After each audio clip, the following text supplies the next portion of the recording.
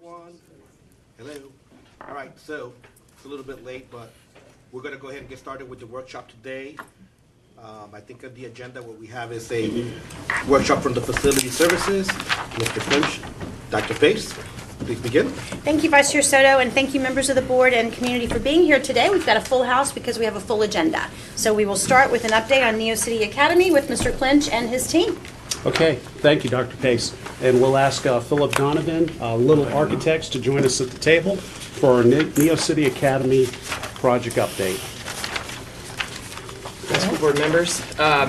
First thing we've got up is the project goals and objectives, which we've had up at every meeting. It has been the basis for the design of the school, and today we're really talking about and focusing on the performance, the high performance and the zero energy aspects, and how we're asking to add some scope to the project to get to that full zero energy, as well as coordinate that with enhancements to the teaching curriculum and environment.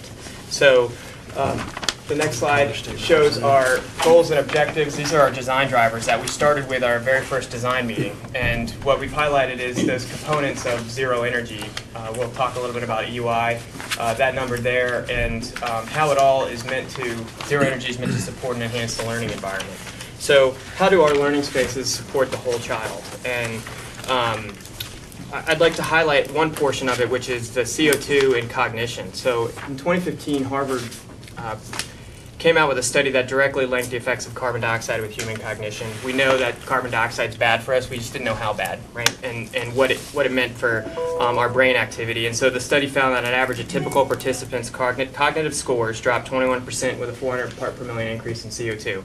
So you ask, why is that important to zero energy and high performance? It's because the two go hand in hand. So one really supports the other in increasing cognition and reducing CO2. So our school utilizes a dedicated outdoor air unit, and that's separate from the air conditioning system. So what that allows us to do is reduce the energy use while also increasing the health and well-being of the occupants inside. And so this is a quick diagram of what the study found. And so outdoor air is at about a 400 part per million CO2 level. So when we walk outside, that's where we are. 1,000, you can see where scores hit in the yellow there. That's a typical design standard from ASHRAE, which is the National Design Standard for Mechanical Design. And you can see above that, scores start to really fall off. So strategy and information usage is really poor. Why this is important, as we said, our typical designs utilize a fresh air intake that accounts for 1,000 ppm. So at any point in the building, you have 1,000 parts per million of CO2. Basically, what we've also learned, what other subsequent studies have learned, is a lot of our school buildings can have up to 3,000 ppm in them. So what that means is that we've got students in classrooms that are saturated with CO2, and as you can see from that study, the CO2, the brain cognition is falling off. What would you predict the CO2 level is in this building right here during a late night school board meeting? I don't know, Mr. Booth, but I will tell you, one of these presentations, we have had a CO2 monitor. They're cheap, but you can bring them in. I mean, I think we actually had one in one of our design meetings, and it got up there pretty high, especially in some of the more... Depends on how much you talk, Mr. Booth. I was going to say, I venture to say the things I knew I set myself up for that. That's what I was saying. The things I hear you say, it's got to be 8,000 or 9,000. I mean, I didn't mean to interrupt. No, that's fine. It was the CO2 that got We're me. increasing right now, so I hope we can all pay attention. Don't fall asleep. Why this matters to Neo City is we have decoupled the outdoor air system from the building air conditioning and heating. Typically, they're the same unit. So if we want to bring in outside air, we're running an air conditioning system. We're running a heating system like in your house. In our building, we've decoupled that. So we have a much smaller unit for fresh air. That's all it does, is bring in fresh air. And so on days like today, when it's 75 degrees out and nice, we can just run that unit, and we're not running an entire mechanical system, and we're really reducing the energy load. It also means that the school system has the opportunity to increase or decrease the CO2 levels in each space. So our building will sample the CO2 levels in each space and adjust accordingly. So if there's a classroom that's not occupied, it doesn't necessarily have to increase the fresh air there. It can let it go. So, so that's one way that the two concepts are creating better learning environments. How do we get to zero energy with our school? We have a high performance school. We knew that. We set a goal of in the 20s for our EUI. The national building baseline across the country is a 68 EUI. And keep in mind that the lower the number, the better. Florida baseline is 55.2 EUI. And let me back up and say EUI is the amount of energy used per square foot per year. So that's everything in the building that uses electricity, computers, mechanical systems, lighting. So the Florida baseline is 55.2 EUI. Your baseline in SDOC is 65 EUI, and that's because SDOC pays 17% more for utility costs. So that's something at the utility. Can I ask this question? Sure. Because we went over this the other day, and this popped in my head afterwards. The Florida baseline, is that a Florida school facilities baseline? Yes. That is a school Yes, sorry. facilities baseline. That is for typical K-12 schools in Florida. Okay. It's 55.2, which is better than the national average, and 65 is a little lower too. Neo City Academy was designed, and after we finished design, we're at a 21 EUI. So we're 2/3 less than the typical SDOC building, and that's just the way we've designed the mechanical systems and the building systems. So the other aspect of zero energy is putting a solar array on the roof. And what we've designed this building to use have a really low energy use and low enough to offset the use with a PV system on the roof, a solar panel system on the roof. So any building is solar energy ready as long as you have a PV array big enough. You have a giant field where you can put them. The trick is to get it low enough where you don't have to pay extra to support those panels. So, And let me just add, so when you drive down the energy use intensity so low, and then you add the PV system, you recognize synergies with that, those two really working together Correct. to achieve your ultimate objectives of zero energy. correct. And you know, without adding that solar, the solar panel system, you're still having a very low, ultra low energy use building, much lower than your typical school buildings. We know now that the cost to add solar panels to the roof is about a little over $300,000. And so if we just took in the production of those panels alone, what we would get from the energy they produce, it would take us 11 years to pay that cost back. When we couple it with the building design that we've done here at Neo City, and we add the PV production, the payback drops to about 3 years. And so, coupled with the low energy use and the amount of, and 202 kilowatts, which is the array should produce, we've got a 3-year payback. Which is tremendous. I mean, anytime that we get anything that's 5 years or less, we consider that a no-brainer. The numbers really work, providing such a quick return on investment. That is looking at just energy only. So, but we have other costs with the building, and so we looked at the life cycle costs as well for this building, which includes energy costs as well as maintenance costs. And so, the next slide, Mr. Clinch, is a typical SDOC building with air-cooled chillers and AHUs. So that's using the typical mechanical system that you would in any building that you bring out. The 20-year cost for energy with maintenance is just a little over $4 million when we add it up, and you can see how it increases over time. Neo City Academy utilizes fluid coolers and distributed water source heat pumps. So smaller heat pumps, it's one heat pump for 2 classrooms on average. The 20-year cost for that maintenance and energy is about $2 million. So there's a savings over the typical SDOC system of $2.1 million. So that's without solar panels. That's just straight energy savings with the building, along with the mechanical and electrical systems we have. When we add solar panels to the roof, that cost drops to $1.5 million over 20 years, and so you realize almost a $2.7 million savings over a typical SDOC school. The real key now is to tie that into the learning environment, because zero energy, high performance, it's only meant to enhance and support. It's great for the facilities bottom line, for the operations bottom line in terms of dollars, but we really meant it to be a learning tool. And that's what our schools are. They're not dumb boxes that we sit in. So with the addition of an energy dashboard, and why this is important is a way that we tie the energy production and the high performance aspects of the school into the curriculum. And we've already started building these blocks with the principal. How might he use the building in the curriculum? How might teachers employ that as a process in the everyday learning environment? And one way is this energy dashboard. And so this is an example of the dashboard that we've designed at another zero energy school. And this is one page in the dashboard. And this shows the energy production. I believe this one's over one day in August. This was August 2017. And what it allows you to do is click through and use this data in multiple ways.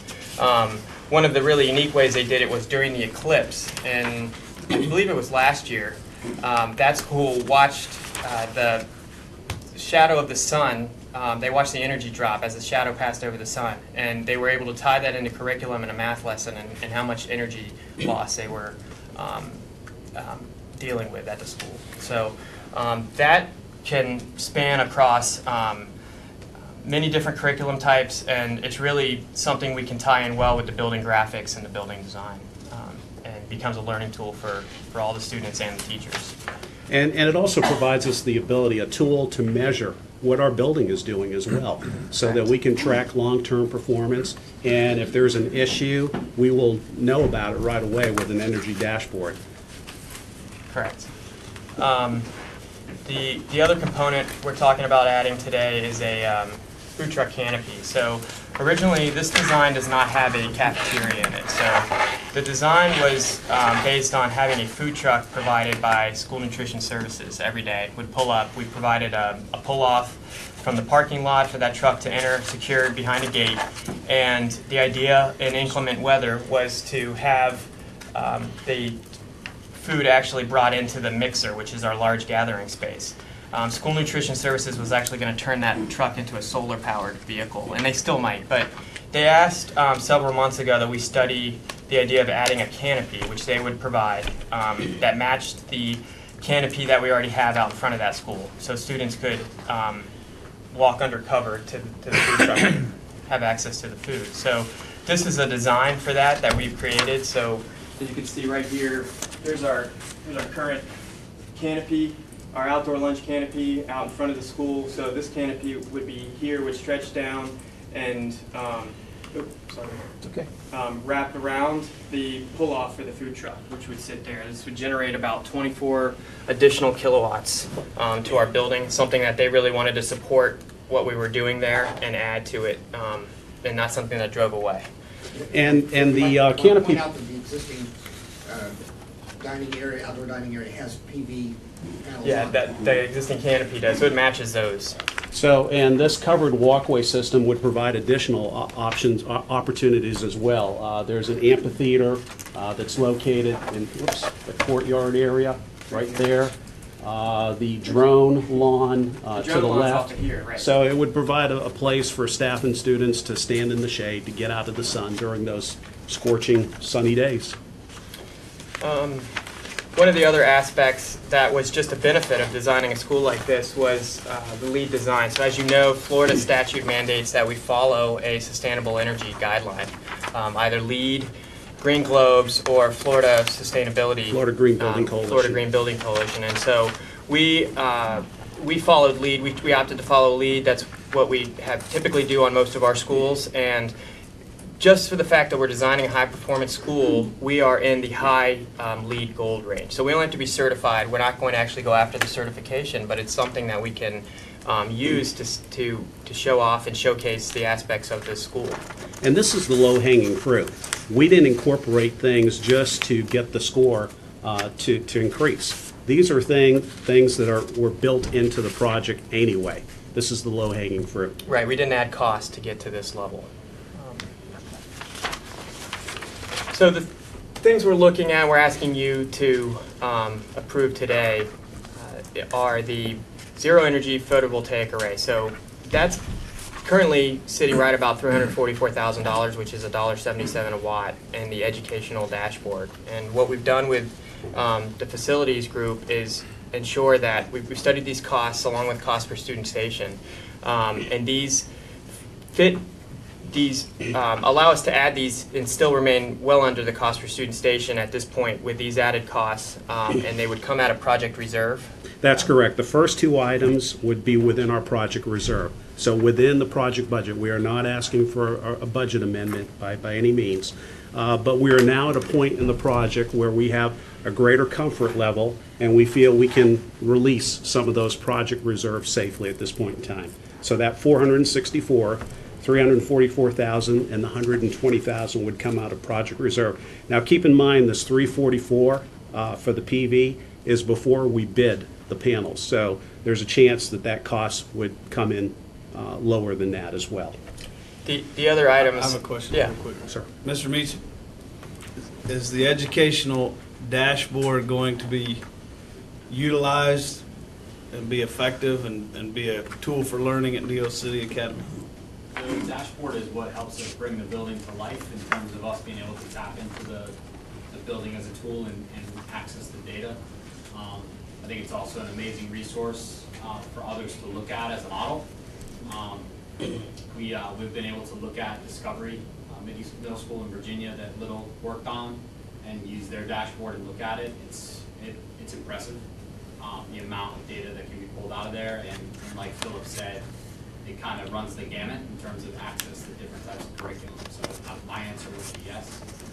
Okay. I think you'd see a return on that. Thank you. To add to that, Mr. Booth, the any other school in a district could access it too. So it's not something that's singular to Neo City, but would be district-wide and or shared with however you felt you want to. So it's something that could be a resource for the school system. The other two items on this list pertain to the food truck, and these are items that would be funded by school nutrition services. So this funding would be moved into the project budget.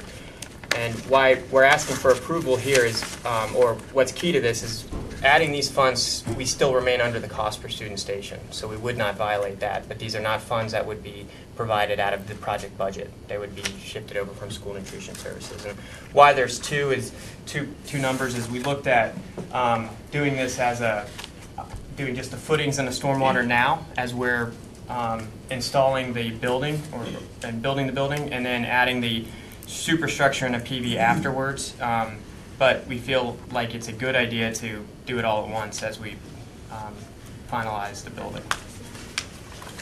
And the last is just an image that we quickly brought up of what the building might look like from a drone. So you can see it shows the, and there's some drones. The blue areas are the roof-mounted photovoltaics. So every roof has them. There's some other benefits here too.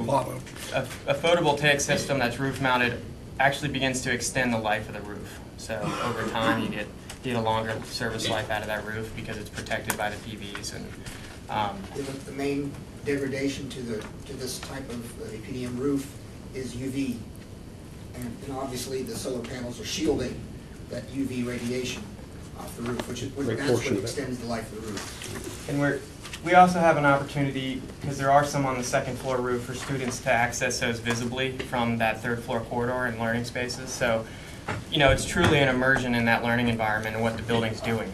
And so those systems become visible and become part of the everyday life of the students at the school. So board members, we don't have a formal agenda item tonight. Obviously, that would come back to you, but we did want to get direction from you tonight so that the team would know how to move forward. Yeah, two comments. One is the idea of building this as a net energy school, a net zero energy school was always a priority for me. So our conversations, of course, have always lent to that. So for that reason, I'm favorable towards it because it's finishing what we set out to achieve initially. Normally, I would say, well, just because we have it in project reserve doesn't mean I want to spend it. Actually, I want to see it come back as a discount or savings to us in the end. But in this particular case, it helps accomplish exactly what we set out to achieve within this community, for this school, for the programming and education. So I'm all in. Yeah, I agree. I mean, just based on the conversations that we've already had, I think that would be a great model for us to have. Would this be the first school in Florida? This would be the first zero energy So- K-12 in the state of Yes, Florida. I think that would be an excellent achievement for us as a district. I do agree that it is, I would be inclined to move forward as well. What's the lifespan of the PV panels? The warranty goes out to 25 years. I mean, after that, when you replace them again, you're probably going to put half as many in. So it's 25 years minimum for warranty, and then they've lasted longer than that, of course. Are we learning things throughout this project, Mr. Clinch, to take forward into new building projects? Oh, absolutely. future? My team has learned a great deal from this project, and As far as it comes to energy usage and absolutely, and quite honestly, things that we are very excited to study in this building, to look at doing at other facilities across our school district. because I think I've mentioned that the other day when we were visiting, that I am a big believer, even before the Harvard study. As long as it didn't come out of Cal Berkeley, I'll believe it. Kelvin. No, I'm joking, but I have always been a big believer in the kind of the trapped air, high CO2 levels, and decreased and kind of just, I guess, cognitive response and. Putting out a lot of CO2 right now. I know. I've already been called on that. Mr. Booth, this is going to put this district on the I like it. Kardashev level 2. Well, okay. Thank you. But I do appreciate Mr. Booth's point in that we have things that we are learning from this project that we can move forward, because energy savings is an area that we've not really been able to tap into in the first 3 years of our strategic plan, and it's something that we definitely want to look toward as we move forward. We've implemented Energy Dude now, we have better systems for monitoring, but those are some of those operational dollars that we want to try to tie back into things that we'd rather be spending our money on than a power bill. Absolutely. So, anything else for Neo City Academy? No, great job. Yes. Okay. Thank you. So you have a Thank you. consensus to move on? I know it'll have to come back. Thank you. Thank you. I took your notes though. Okay. Want to make sure. Next project that we'd like to Everybody was update you there. on is the Poinciana High School chiller update. So, as we received the half-penny sales tax, thank you to the voters of Osceola County, we were able to start tackling a lot of chiller projects. And at that time, we had 7 Priority 1 chiller projects, which means these chillers required daily and weekly intervention to keep running. They were clearly way past their life cycle. So now we're down to our last Priority 1. So that's the project that we'd like to talk to you about next. Take it away, Mark. And you saw earlier the EUIs that vary across the state. One of those things that affects that is the type of air conditioning systems that you use. Our district standard here is air-cooled chillers. That's what we find the most reliable, easiest to maintain, less problematic. We did try with Highlands, the thermal energy storage didn't really work out. Problem with cooling towers, a lot of maintenance, a lot of issues there. Chemical treatment. So this is the way that we're going forward, is with air-cooled chillers. At Poinciana has grown, started much as a smaller campus and has expanded. For that and other reasons, there are a variety of dispersed chiller and DX units all over the campus. It's very inefficient the way it's set up right now. One of the reasons why it's so inefficient is you have to provide for a little overcapacity for each one of those plants in case one unit goes down. You have to limp along until you can get that unit running again if you're at full capacity. So we always design in a little Redundancy. over capacity for redundancy there. Now with the central plant, as you can see here, Go back a lot one. of colors there. I guess you can tell There we better from go. here. There it What is. happened? That's interesting. The blue is the new location for our central, proposed central energy plant. The red are the dispersed areas that we have right now, not even including all the direct exchange, they call it DX units that are separate on the campus. So we intend to combine all of those into that one central unit to greatly increase our efficiency. Of course, it'll be upgraded technology. Now the chillers are much more efficient, run cleaner, and we can reduce the overall redundancy significantly. It was, over 1,400 tons. We can reduce down to about 1,100 tons. That's huge. That saves quite a bit of money. The only downside is some additional piping that we need to get the chill water lines to those units, to those areas. A lot of that piping is at its, life expectancy anyway, it needs to be We believe that there addressed. are several leaks and compromises in the existing chilled water loop today, so it's time to repipe the chilled water loop anyway. So we've completed, next slide, we've completed our design with OCI.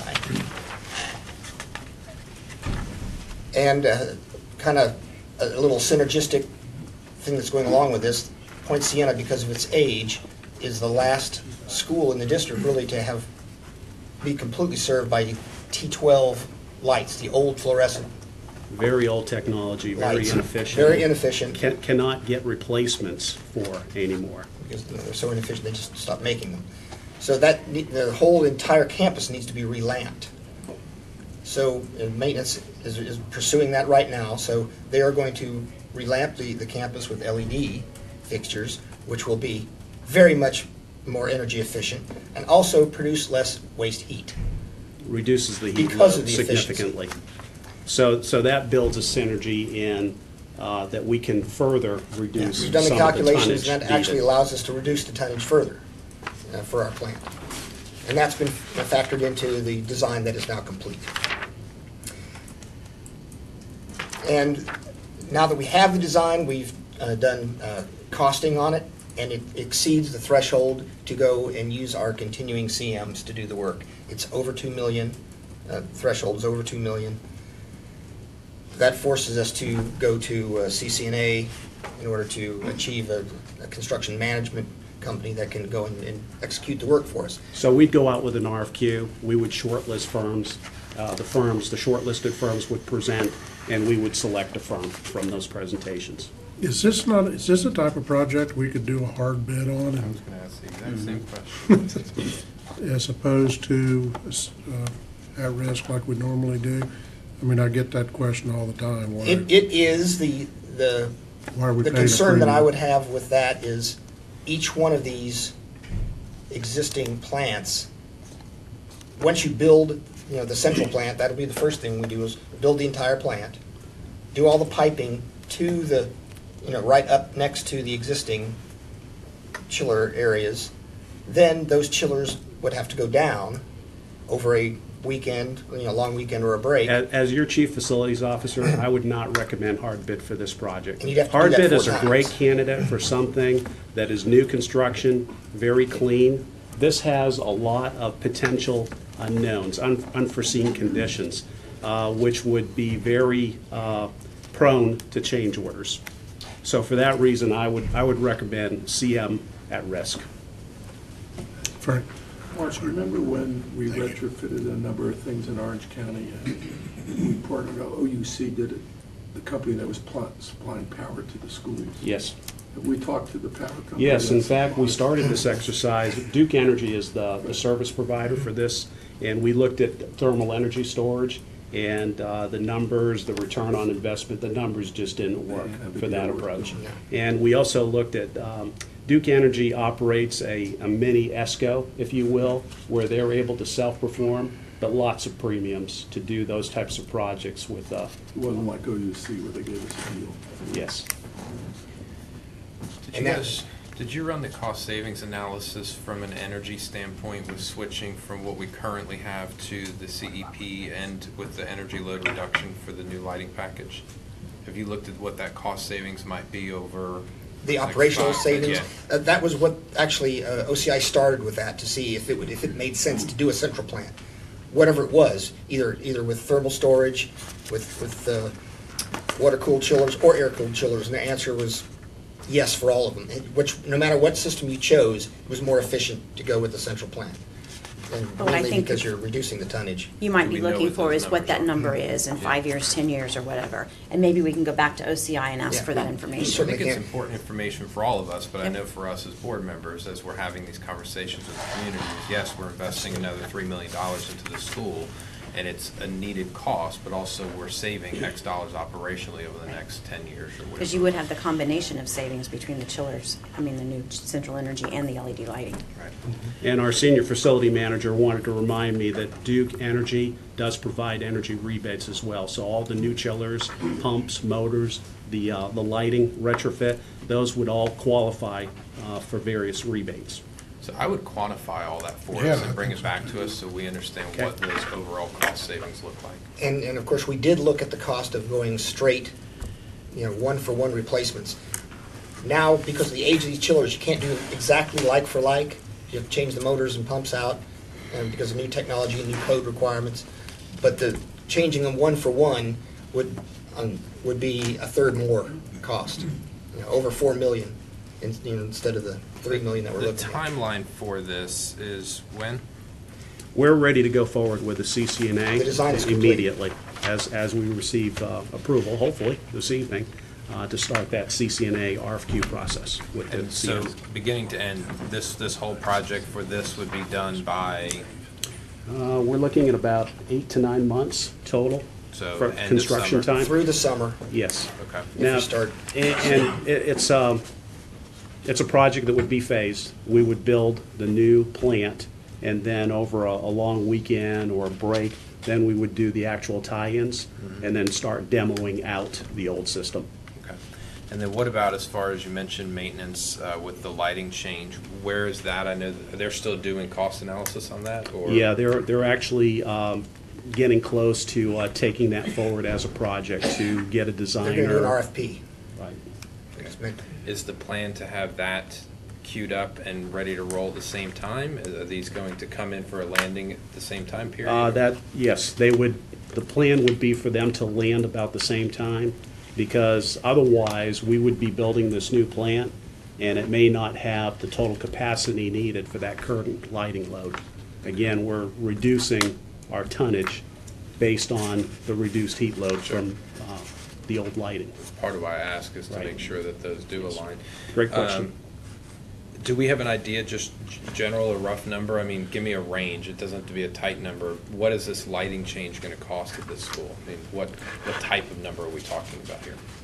According to maintenance's update today, they're looking at somewhere between 1.2 to 1.5 million. Okay. And I know this is different from what we just talked about at Den John with the locker room change and all that.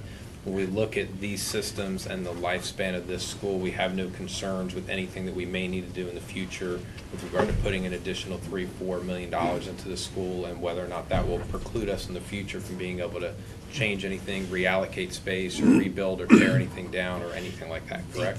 The one future project that's slated for this school is the addition of Right. another wing. Another two-story. And the CEP is designed to take that additional capacity. That load is built into the CEP for that future two-story And building. it actually is the chiller that we just put for Building 12. That will be, Yeah, that makes sense. that will be a pony chiller, and when the additional load comes in, then it'll be there for the additional load. Okay. You talked about one of the problems we're having of these, having the 4 or 5 chillers, whatever we've got, is that there's redundancies built in, so when one goes down, the other ones can kick in, I guess, at least try and carry the load. What happens when this one goes down? There's redundancy built in. Okay. And instead of that redundancy being built in at 5 different locations, it's built in at the one central energy plant. Okay. Achieves the same objectives as the separate 5, but it's a much more efficient setup. And this would be an enclosed CEP? We are looking at that now. That's You're not sure? something that we need to follow up with to confirm. Right now, the design only calls for a fence enclosure. There's not a house next door. Yes. Could be though. That's right. It's right in the corner. I don't know how you build a house. Yet. That's a great question. Mr. Weishauer will look into that. So I know that the board had asked for some additional quantification of potential operational savings as well as Duke rebates. Any other information for the team or direction if we go to the next slide? Are you prepared for us to move forward with this conceptually? I'm prepared. Just one other question. Is there anything else that we should be doing at the same time as this that will save us money in the long run, that if we did it now, it would be better than going back in a year or 2 or 4 and trying to go back and fix something else with that campus? Excellent question. We've been working with our maintenance team, hand in glove through the design process. It's actually started off as their project, we kind of took it over. And they have identified areas that need upgrade, and we've included that into the cost of this project. So there's building 3 has a very large DX unit, 20-ton DX unit, that's about ready to cause problems. It's been causing problems. So we would extend the chilled water loop to pick up building 3. I just want to make sure as we're spending this money that we're thinking through in advance, so we're not going to come back later and go, oh, you know what? We should have spent the extra 200,000 or whatever the number is then, but now it's going to be 400 because we waited. And to be clear, the 1.2 million LED upgrade is not in the 2.9. It's Correct. That's a separate project. Thank you for that clarification. Anything else, Board? So all in, we're looking at about a $4 million plus number on this, Yep. lighting and CEP. Yes. And Sales tax infrastructure dollars. And I guess Tim said something, and I might have misunderstood him, but it raised my eyebrows on something else. How old is this school? When was the school built? It was built in like 94, 95, it opened. I was in high school. So we're 25 actually, years old and we're spending we- $4 million. We moved into the facility in the fall of '93. I was Yeah. 93? pregnant with Bryce. And Okay. chillers, if you really baby them, you can hope to get 20 years out of a chiller. No, I'm not quite, my question's back Many to the times you only get stallies. 8 or 9. Yeah. Is where I'm going. I'm not worried about any of this. I'm Yeah, so worried the- about, these chillers are well we overdue putting for something in replacement. that in 20 years we need to rebuild a school? The answer's gonna be no, because you spent $4 million in 2019. This is really the type of maintenance that our understanding is that DOE expects us to do through a project, because they're expecting you to get to 50 years on buildings. Okay. Yeah, and just remind you, as an added benefit, one chiller that's at that school was replaced not long ago. They're already starting to fail. The one new chiller is going to be truck mounted and be used as an emergency chiller for wherever in the district it's required.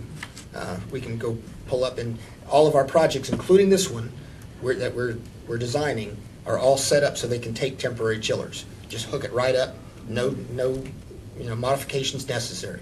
So if a plant goes down, you can go in and get emergency relief just right away. That's great. So just so you, 2 years ago. Is there a warranty on it? Yes, we'll still have a warranty. Yeah, they'll be prorated. Have you made the claim yet? We're- No. I'm just saying, one chiller went. The rest of them are, The chiller that went, was that under warranty? no, that was the one. The one that well past. went was replaced We- 2 we get- years We ago. get 5-year warranties on our chillers, and that was 20-some years old, so.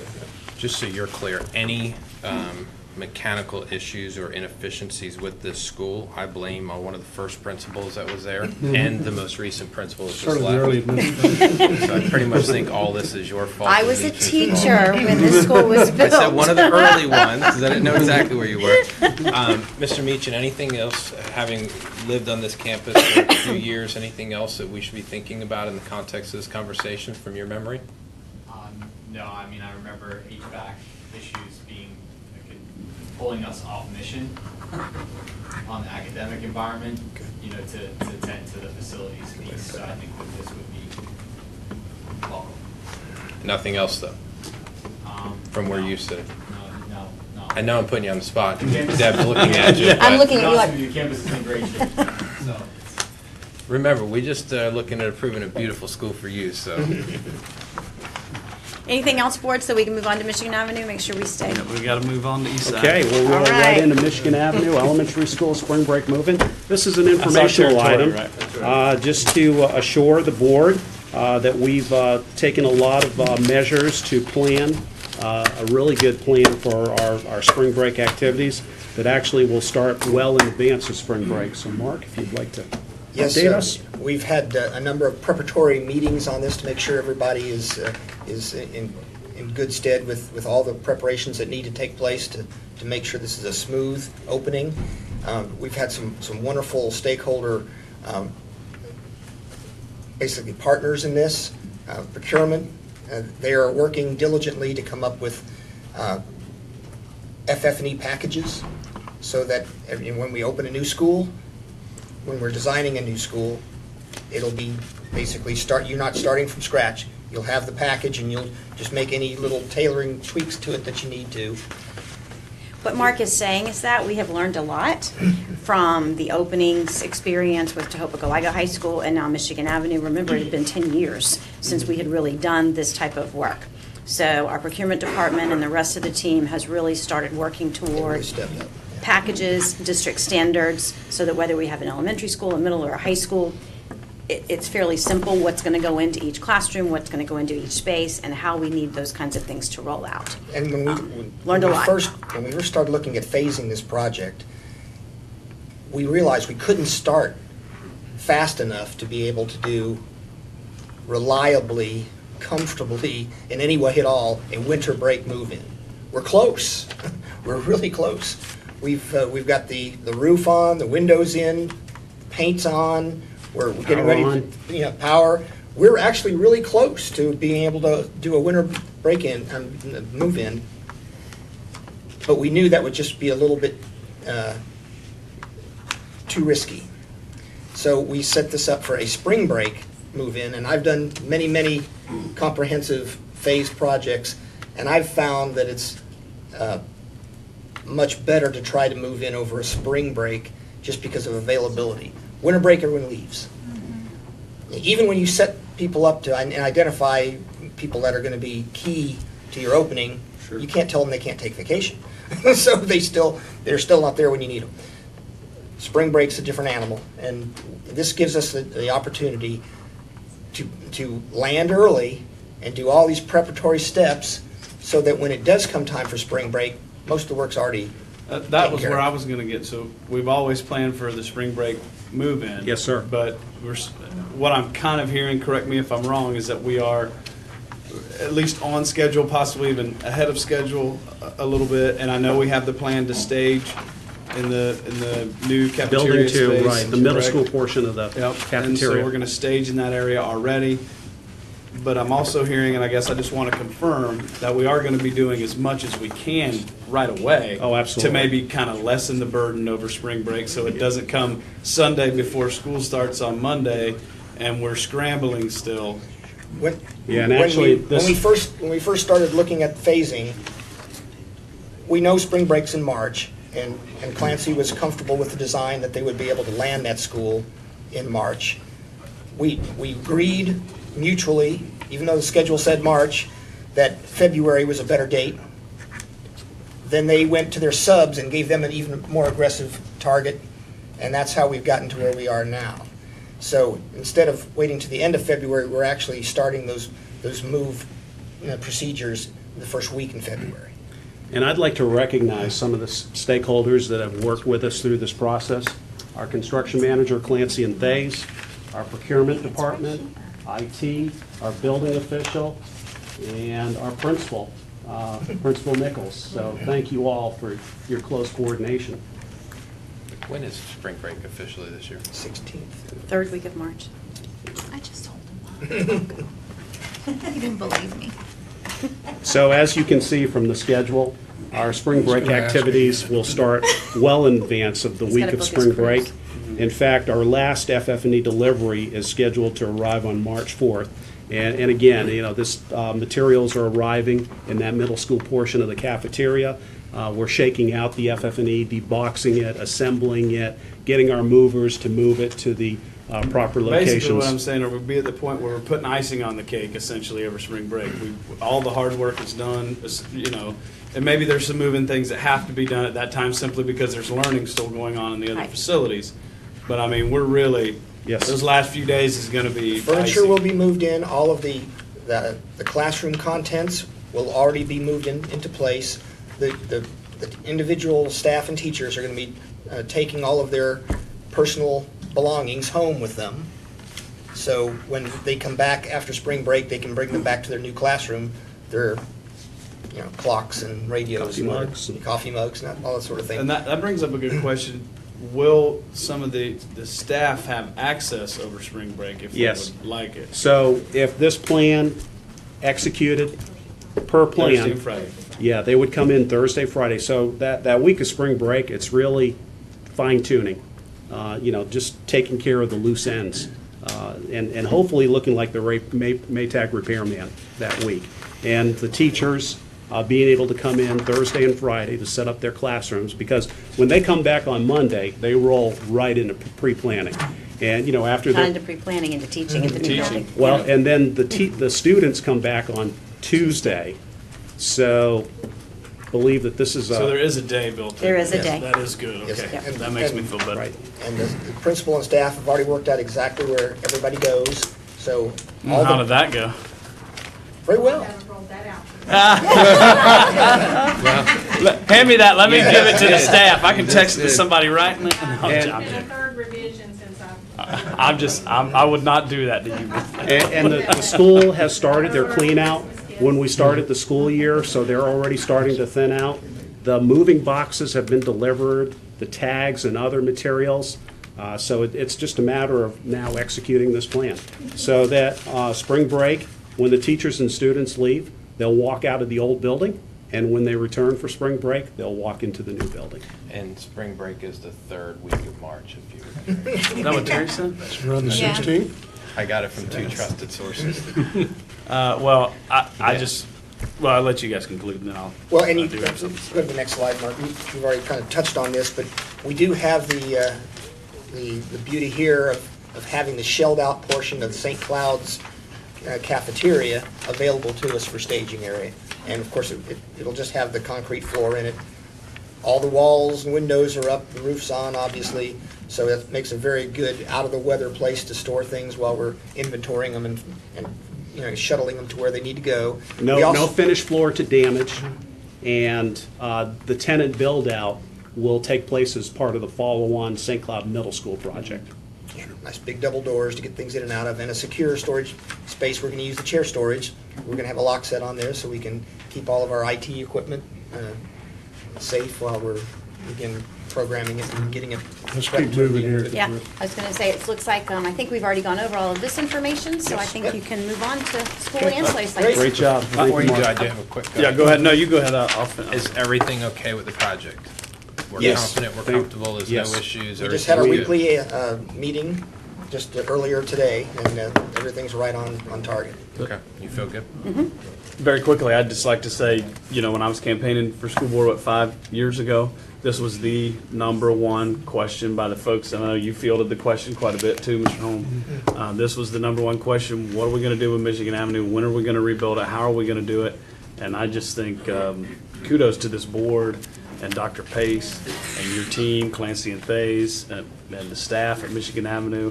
I mean, And our community we're for in the supporting community, and sales that's where I tax. was going. Yeah. Because without this group of leaders in charge, I don't think we get the support from the community that we needed to get this project done. So certainly, congratulations to everybody, and I think, I know St. Cloud's excited about this. What I hear is your new slogan, Ricky Booth, promises made. Promises kept. I didn't promise anything. I try to over-deliver. Okay, we'll move into our last update. This is our school and ancillary sites. Our Director of Planning, Rhonda Blake, is making her way to That's the because the table. last 20 years they were over there. With that, Rhonda, I'll turn it over to you. My voice gives out, I'll give it back to them, so just bear with me. We came this evening to talk to you about 3 pieces of property. Yates Road, which we're hoping will be the release site for Westside K-8. Where we're at with that is Mr. Kruppenbacher has sent a letter to the city of Kissimmee regarding the ordinance for the waiver due to the flight path. I spoke to Mr. Steigerwald today. He indicated that their general counsel, Don Smallwood, has received the letter, and he'll be contacting Frank tomorrow to advise the actual process we need to follow to ask for the actual waiver. Mr. Steigerwald has not had time to start doing the one-on-ones with his city commission, so he couldn't give me any feedback at this time if they're going to be in favor of the waiver, but Mr. Steigerwald is supporting our request to move it forward. So that's where we're at on Yates Road. The other 2 pieces of, thank you. The other 2 pieces of property that we have been looking at were Robert McLean off of Poinciana Boulevard for a Transportation West site. And we had also been looking at the Knightsbridge parcel for a potential high school, a K-8 or an ancillary transportation west site. We were on a very aggressive timeline for those. The appraisals came in over the weekend, and the phase 1 and the endangered species assessments came in over the weekend as well yesterday, and we were getting updates as late as today. So for the Robert McLean site, they were at 82 gopher tortoises and counting. So right now, yes. So right now, the cost for that would be about $115,000. Of course, it will increase once they do a 100% survey. The other thing up in the air, but we don't think it's going to come to fruition, is the possibility of a sand skink survey. And if we have to do that, it can only be done from March 1st to May 15th. But we have put our phone calls into United States Fish and Wildlife, and we believe we're not going to have to do that survey, but I won't know for a couple of days. What survey? Sand skinks. Sand. Yes. The little lizard things. I didn't hear it right at first, because I didn't. You did right. Then they'll do the tick survey. Yeah. So the ticks out there. The What other about the meeting, scrub jay survey? I know it there. the other meeting we have on that property is with Osceola County tomorrow. We're meeting with their transportation department. There's an eagle on that property. Oh, actually, that's not on the Robert McLean. We already had our meeting with that one, and they granted a red light if we need it as a time of use to come in and out of the property. So at this point, we're just waiting to hear about the sand skink survey. You're looking at the site when you go down on the right, or the one it dead ends into? It's where the tower, the water tower is. On the right. Yes. The other property we were looking at is Knightsbridge, so that's just over the railroad tracks north of the Sunrail station. It's on the curve. It's about a 50-acre site. The developer indicated they would let us purchase it through impact fee credits. What we have to date on that is no gopher tortoises, but it was a prime area for some other endangered species for nesting. Right now, they didn't see any nest, but they did recommend if we purchased the property 6 months before construction, we would redo the endangered species report. But there was some old mining noticed on the site that had received some infill and backfill, and nobody could identify where the backfill came from. So they did recommend we do some soil sample on that backfill. So basically, both sites require additional due diligence before staff could make a final decision on moving the recommendations forward. So for this evening, for Yates Road, we're looking for consensus to move forward with the city of Kissimmee and to extend the letter of interest with the current owners who are here this evening to continue discussions for the K-8 site. And then also to get the proposals in for the additional due diligence for the McLean and the Knightsbridge parcels. And if they're deemed economically feasible, we'd want to move forward with the due diligence and to continue negotiations with those owners as well. Who's the developer on the Knightsbridge one? Is that Taylor Morrison site or north of Taylor Morrison? AV. That does not sound like the name I'm dealing with. Everything's Knightsbridge with that. It's about 1,500 homes. Okay. For the Westside K Relief School, Yes, ma'am. is there, I mean, I don't know, is it too early to give a specific date of when we can start? The intent if this property goes through is we would want to open the school August of '22. Okay. So we would actually move forward on the property immediately. That's getting it done there. I need it out there. It's bad. The numbers are insane, the projections. For out there, yes. Yep, for that side of town. So even with the commercial that's going out there with the vacation villas and the short-term rentals, we're just still seeing the growth come in out there for that school. The other thing I would like to throw in real quick, many of you probably saw the big story last night that Disney purchased BK Ranch. We had a dedicated school site in BK Ranch. So as of now, we've potentially lost one K-8 school site that we had planned in our 7-year plan. So Knightsbridge would be seen as an alternate to the BK Ranch site if necessary. Of course, if Disney does not use that as conservation, I would enter discussions with them to try to retain the dedicated school site, but right now they're not saying what they're going to do with the property.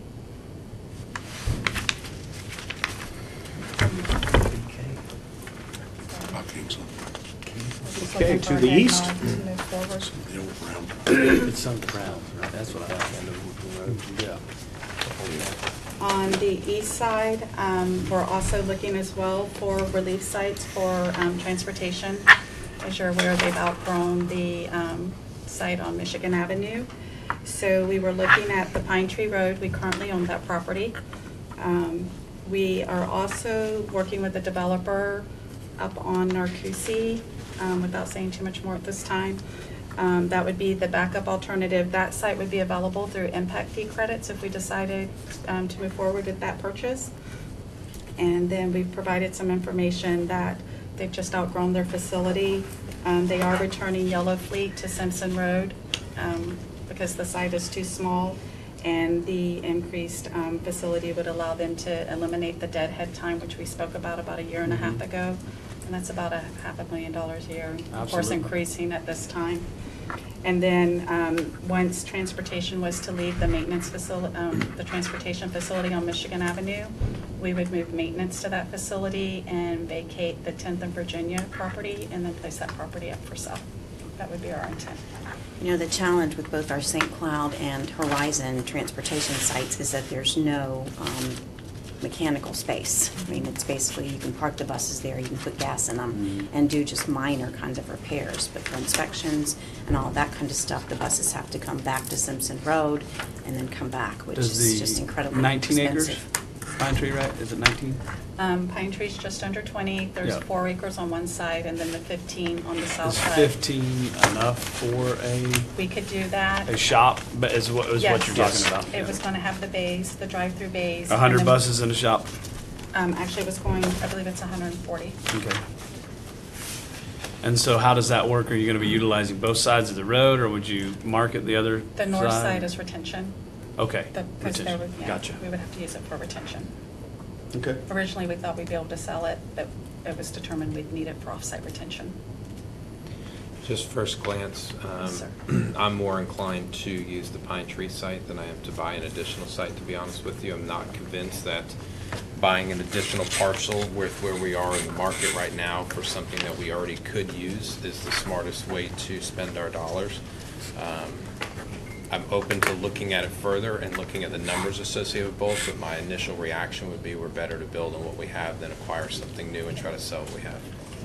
All right. Certainly for the community, I would agree with Mr. Weisshire, certainly for the community, if you could find some sort of a business to go there, you know, that could create some jobs and some opportunity in the area. Certainly, I mean, you know my feelings around that. You know, start talking about townhomes, apartments, absolutely not. Not on my road, anyway. The city of And St. so Cloud forget prefers commercial as well for that area. What's that? The city of St. Cloud prefers commercial as well for that area. Yes. Yes. And so that'd be great. So if there's something that could be worked out, certainly my mind could change, but I would have to agree with Mr. Weisshire as well. How many acres is Ross Jeffries property? Does anybody know? Oh, gosh. 10, 13, 12. Rush Jeffries. Is it It's that small. much?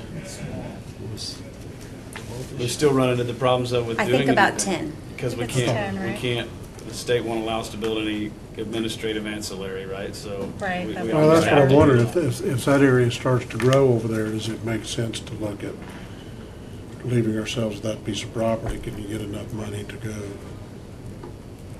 outside of town a little bit to replace it with a good bit more? And we've looked at that. It doesn't that seem like, drawings. when I drive through St. Cloud, that does not look like a highest and best use of that piece of property for the city. Correct. You're talking about Ross Jeffries? Yes, Yeah. yes. No, and certainly, I mean, there's got to be ways that we could be smart on this, work with the city, have the city somehow fund and then turn around and trade. What they really wanted it for, when I last talked to them, was a police fire They That wanted doesn't combined appear to be a highest and piece. best use of Well, that piece of and I, property either. exactly, I think Yeah. they As wanted, far as I'm concerned. they kind of wanted to They do were some looking at trading or that. something, but I can tell you, as of last week, they're looking at putting the police department on the property in St. Cloud Elementary, that Okay. 180 acres. Correct. But at the Ross Jeffries site, they do have first right of refusal, so if we were to ever put the property up for sale, they do get first right to make an offer. That stemmed out of the Stevens plantation. But the sale would have to include enough dollars to pay completely for any additional administrative ancillary, right? Because we can't, I mean, the conversations I've had, Because we can't build any more Right, administrative. we're over. We're still over it. this And I point. will tell you that I walked the site yesterday with Mr. Phelps and Elizabeth and Leslie and just kind of got a sense of what's there. And we are fully utilizing Absolutely. that space for our student services folks, our charter and choice, Title I special programs, as well as in the VPK Center that's back there and that's very active and fully enrolled, so. And what are they gonna, what about the old auditorium? We use it. It's No, but when you, in a sale of a property, are they allowed to tear, Yes. would it be something they could tear down? They would have to go through the state while it's on the registry. It's not been classified as No, historical. Ross So there are The some auditoriums limitations, there but we built would in be like allowed to the sell 20s. it. Demolition is something different. The right of first refusal that you mentioned, it doesn't have anything that talks about cost or market or valuation or highest and Fair best market at use. the time. Okay. They just get the first right to put the offer in. Will you pull that, whatever that agreement is, and send it to me just so I can look at it? I don't know if I'll be around when and if that day ever comes, but I don't want to have a Beaumont situation pop up on a future board. Absolutely. And whatever we sell, you know, we're a major real estate holder in the county, whether we like it or we don't. And whenever we sell something, we've got to make sure we're getting top dollar, and we're looking at what the highest use for that property is. And we're selling it and having assessed based on that, as opposed to us paying highest dollar when we purchase something, because it has the potential to one day maybe be something else. And then us selling ours at, well, it's just an old cannery, oh, it's just this. We need to make sure that we're being just as shrewd in our business dealings when it comes to our real estate holdings as those would be that are bringing deals to us. It's 9 acres, Rush Jeffries. 9 acres. I didn't think it was more than 10. All right, is that- Dr. Pace and I were both old enough to go to school there. Let's go there. So does Mr. Shatana. So we. Any other questions on this then? Lord? Yeah, do you have what you need, or you still Just a need head some? nod that I can continue negotiation with all three, discussions with all three parcel owners. Find Yeah. the best deal, Rhonda. On the west side. On the west side, Yates- that's all we're talking about? The Yates Road owners, since we're getting really close and we're down to just the waiver, they wanted to know if we could start talking the language for the contract. Why you can't talk about it? So, and they asked if we could provide them with a draft contract and that they could start reviewing, so I can ask Frank to do that then. Okay. And so what I heard from the board is that on the west side, yes, pursue those three options, continue moving those forward. On the east side, the preference, as a board, is that we look to what we could do at the Pine Tree site rather than trying to negotiate for another property. Is that true? Yeah, and I'll share my opinions on the sites. I'll talk with you after. Okay. And it's still a high school site we really need out there west side, right? We still need a high I school. mean, we need it all. We need a high school, but now I'm alarmed about the loss of a K-8 site by the loss of BK Ranch. I can tell you the Knights Bridge has an excessive amount of wetlands on it. And based on the That's why reports I've there's no received gopher today, I trails. don't think it could be a high school site. It would have to be the K-8 and/or the ancillary site for the transportation. Have we depot. found somewhere?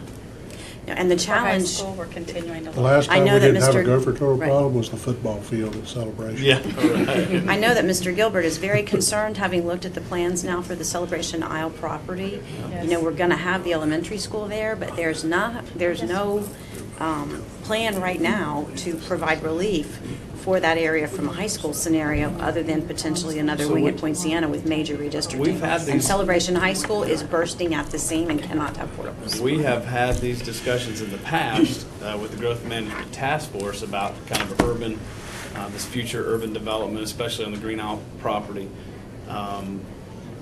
You know, when do we get to a real point where we say we consider that kind of west side area some sort of essentially an urban area that needs schools that maybe don't have, maybe a high school that doesn't have all the facilities and somehow has shared gym and football and baseball field facilities with some community parks, and start to look at Yeah. look at putting a piece together like that would be smaller. And I know I brought it up maybe a year ago when we first started this discussion, is there a benefit to having, if we build a magnet programs, having in that area? Because we know that proximity is the greatest determinant of choice. Yeah. You make your choice usually by the closest Location. school to your house. So Whatever even if being it's that just a big magnet for that. program, having something for kids that aren't playing football or basketball or baseball, softball, whatever. Just remember that with your magnet programs, when they're in isolation, you have the increased operational overhead costs for smaller schools. Not that I'm not okay, but it's just, those are things you Well, have I'm to just consider. trying And to think about transportation. building, Right, no, it's gonna getting be a some challenge. capacity. We're gonna have to be creative. So then, if we pursued Knightsbridge, and because of the wet ones, we'd be looking at a transportation and a K-8, then Or a the smaller basic high school. question, what do we do with McLean? And our understanding is to continue with due diligence for both. Yes. And continue to work those forward to take back to the board for future decision. Do you have LOIs in on either one of them? On all of them, they're all the same LOI that says while we're going through the due diligence, and then the final decision rests with the school board, once we clear all of our due diligence, Okay. but no actual contracts. You already did you? Oh, Frank's got it. Anything else, sir? Nope. Anything else, board? If not, see you in. Thank you all for coming. Thank Don't you. forget, we have treats in my area for everybody.